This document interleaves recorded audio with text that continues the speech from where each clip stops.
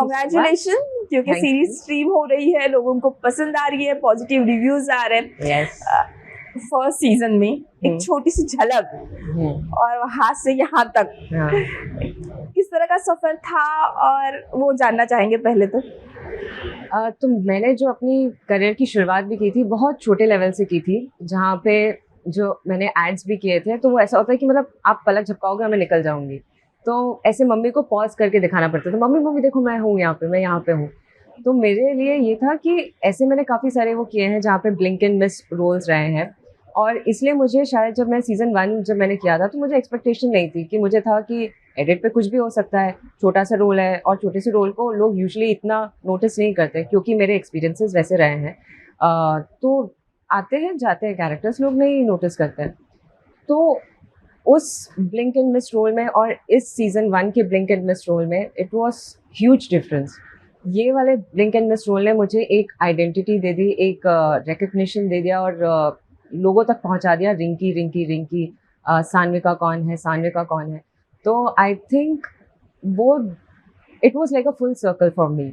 I started with a small thing, and वो recognition जिससे मिला वो भी एक छोटा सा वो बिट था जिससे वो एक रिकग्निशन मिला। उसके बाद से यस वो ग्रो होता गया, एंड लोगों का प्यार बहुत मिलता गया। सो लाइफ तो काफ़ी लाइक हैज़ चेंज्ड। वो एक ऐसा किरदार था ना, छोटा सा किरदार भी लोगों के दिमाग में फिट हो गया था। करेक्ट। तो कैसे रिएक्शंस आते थे जब लोग मिलते थे, एंड जब वो होता है ना कि पहली बार जब आप नोटिस होते हो तो वो पहली बार हमेशा स्पेशल होता है।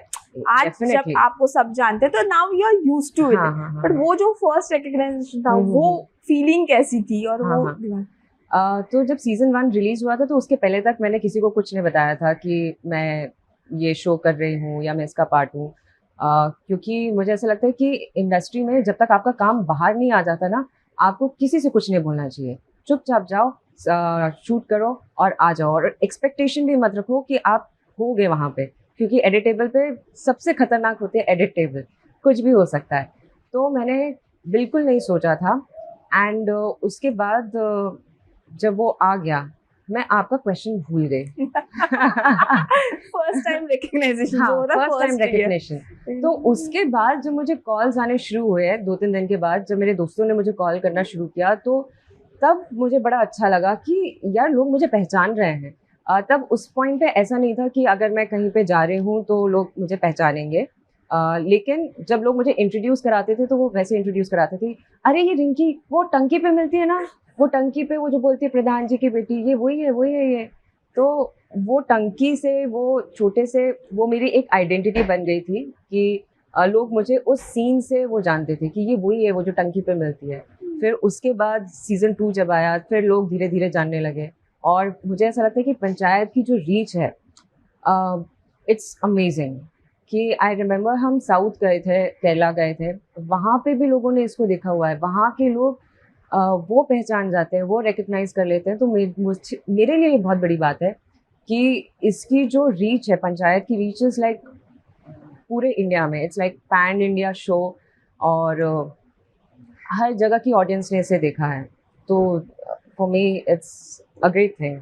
जैसे आपने कहा एडिटिंग टेबल पे बहुत कुछ हो सकता है। मुझे एक नवाजुद्दीन सर का किस्सा याद आता है, जब उनका एक किरदार था छोटा सा फिल्म में, तो अभी फिल्म मुझे इतनी याद नहीं, और वो सब दोस्तों को वगैरह बहुत बोला है, और गए थे प्रीमियर पे और उनका सीन ही कट चुका था। तो कभी ऐसे कुछ हुआ है कि या कुछ उम्मीद हो बहुत कुछ होगा? नहीं, मैं उम्मीद नहीं रखती हूँ, बिल्कुल उम्मीद नहीं रखती हूँ, and this has been my working process कि उम्मीद तो रखना ही नहीं चाहिए। जब चीज़ें आ जाए, देख लिया आपने, तब यू कैन से समथिंग कि हाँ ये मैंने काम किया है, लेकिन उसके पहले मैं कुछ उम्मीद नहीं रखती हूँ। And I am as a person very secretive. अगर मैंने ऑडिशन दे दिया या कहीं पे मैंने शूट कर लिया तो आई डोंट टेल एनीवन, क्योंकि आप जाके बोल दो 10 लोगों से और फिर आप नहीं आते हो, तो जो हमारे सिटी के लोग होते हैं या जो आपके फ्रेंड्स होते हैं, उनको लगता है तुम तो बोल रहे थे यहाँ पे, ये तो तुम्हारा कोई कुछ है ही नहीं तुम्हारा इसमें, तो आई डोंट से एनीथिंग। उन लोग फिर मजाक बनाने का वो मौका मिल जाता है, तो नो। रिंकी को अब तक जिस स्पीड से या बोले स्लो मोशन में उनकी लव स्टोरी आगे बढ़ रही है, कुछ सलाह मिलती है अब तक? जब वियर्ड उनकी लव स्टोरी को लेकर सलाह किसी ने दी हो? सलाह तो नहीं मिलती है, लेकिन लोग बोलते हैं यार अब हो गया यार, अब हो जाओ, एक साथ हो जाओ यार, कितना कितना ऑडियंस को वेट कराओगे। तो सलाह तो नहीं मिलती है, लेकिन बोलते हैं कि यार बस हो गया, अब साथ में आ जाओ। रिंकी के किरदार से what is your take away? My take away, यार ऐसे मैंने सोचा नहीं है कि what is my take away from Rinki का किरदार।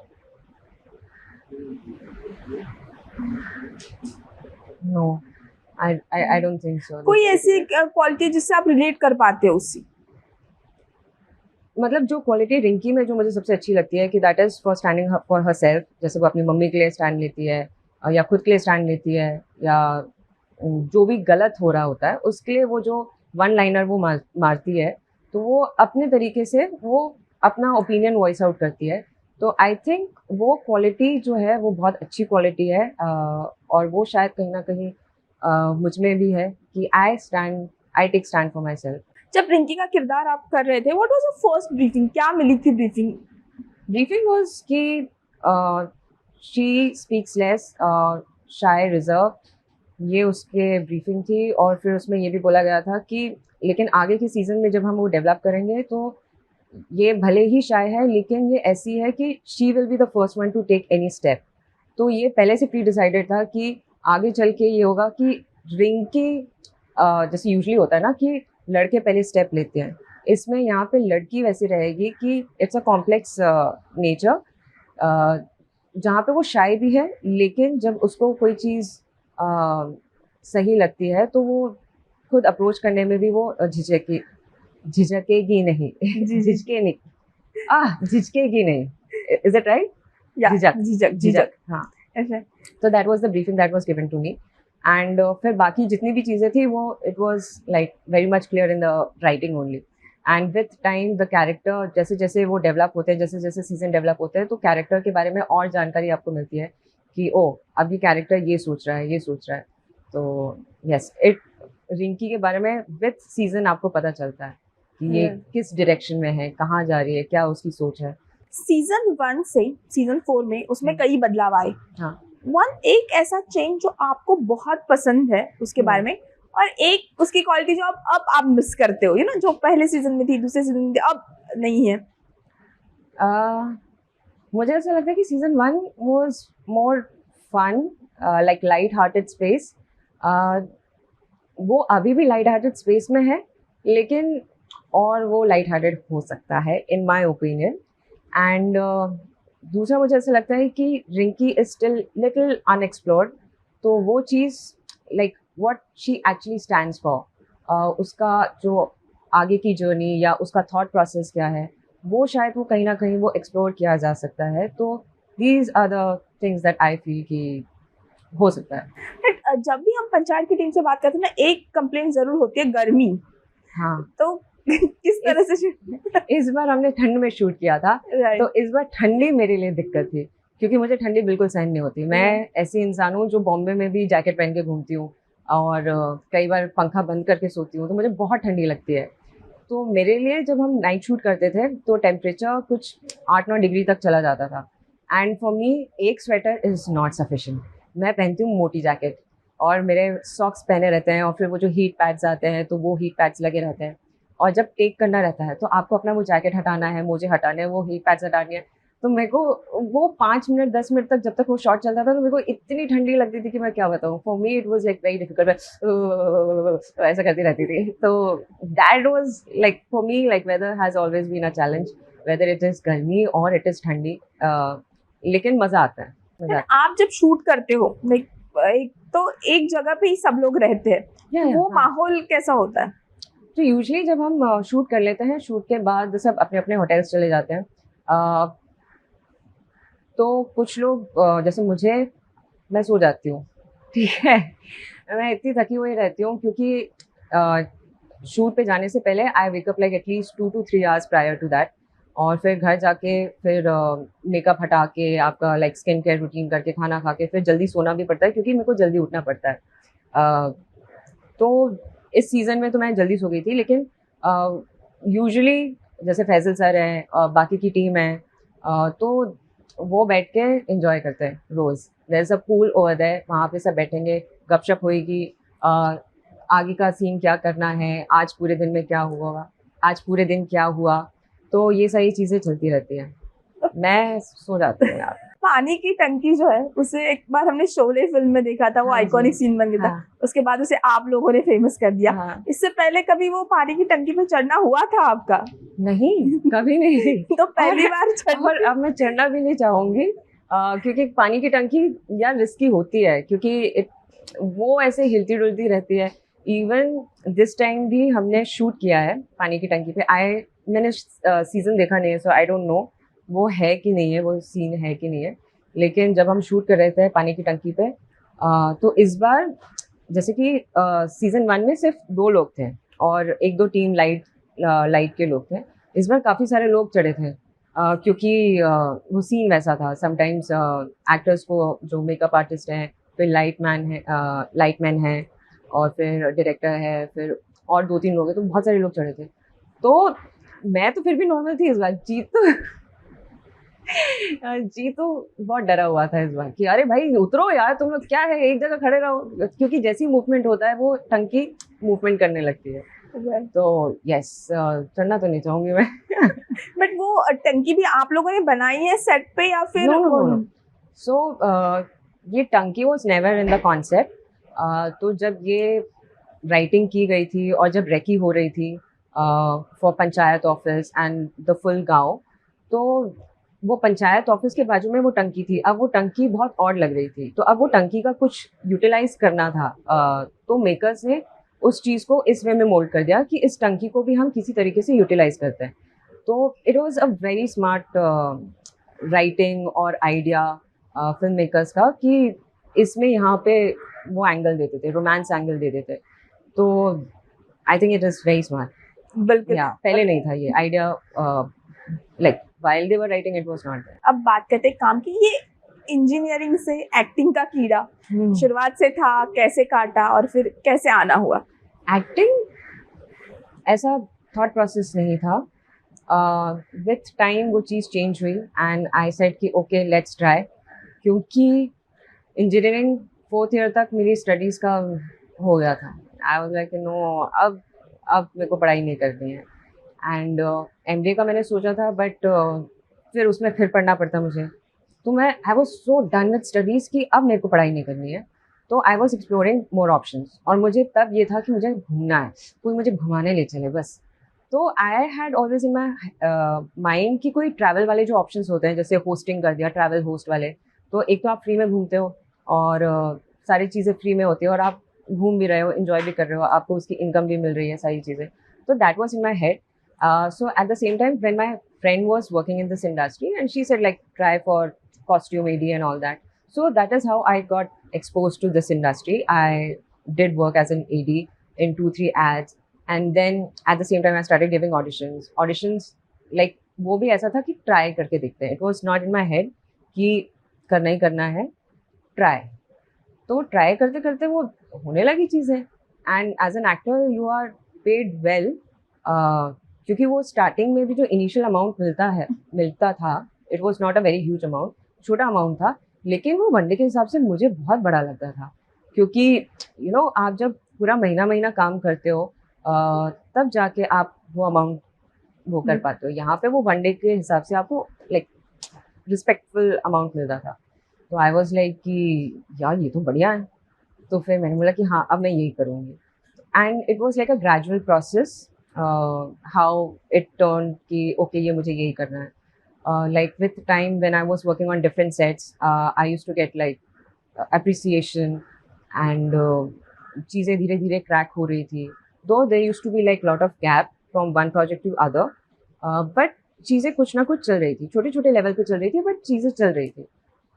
So for me वो जो appreciation मिलता था, especially when I was in Teddy Band, Yashraj की फिल्म थी. It was a very small character role, but I got like lot of appreciation in that thing.